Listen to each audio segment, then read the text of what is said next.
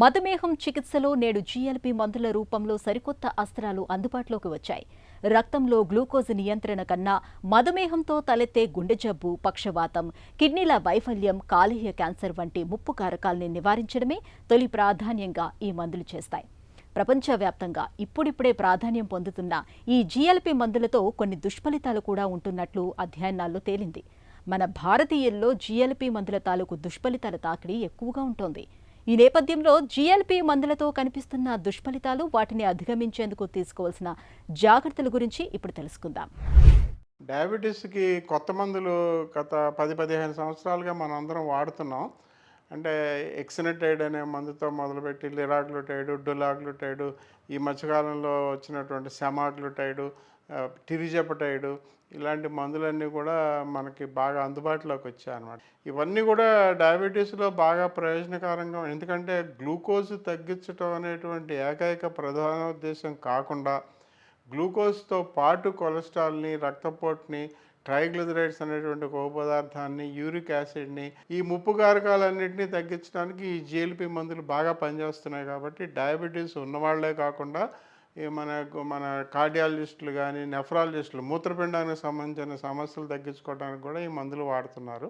కొన్ని దుష్ప్రయోజనాలు, కొన్ని సమస్యలు కూడా ఉంటాయన్నమాట. ఛాతీలోనే కడుపులో నొప్పి రావటం, మంట రావటం, గ్యాస్, తేన్పులు, వాంతులు, వికారంగా ఉండటం, ఇవన్నీ జరుగుతాయి అన్నమాట. అలాగే విరోచనాలైనా అవ్వచ్చు, మలబద్ధకమైనా రావచ్చు, కడుపు నొప్పి రావచ్చు, గ్యాస్ ఎక్కువ రావచ్చు. ఇది కాకుండా మరో ప్రధానమైన సమస్య ఏంటంటే కంట్లో ఉన్నటువంటి పొరలు, అంటే రెటినోపతి. మనం డయాబెటీస్ వాళ్ళందరికీ కూడా సంవత్సరానికి ఒకసారి రెటినా పరీక్ష చేసుకోమని చెప్తాం కదా. 6 నెలలకు ఒకసారైనా చేసుకున్నట్లయితే ఇలాంటి కంటి వ్యాధులు వచ్చేటువంటి అవకాశం ఉన్నట్లయితే ముందుగానే తెలుసుకుని మనం ఈ మందులను తగ్గించుకోవటం కానీ, లేదా వాటికి ప్రత్యేకమైన కంటి చికిత్సలు చేసుకోవటం కానీ చేసుకోవచ్చు అన్నమాట.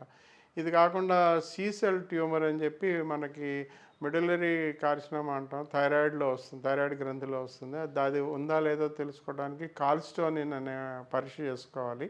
ఇది కూడా 6 నెలలకు ఒకసారి ఈ మందులు వాడే వాళ్ళంతా వేసుకున్నట్లయితే ఆ సీసెల్ ట్యూమర్లు రాకుండా నివారించుకోవడానికి, ఒకవేళ వచ్చినట్లయితే వాటికి తగిన చికిత్స చేసుకోవడానికి ఈ మెడులరీ సెల్ కార్సినోమా అన్నమాట, దాని గురించి కూడా తెలుసుకోవాలి.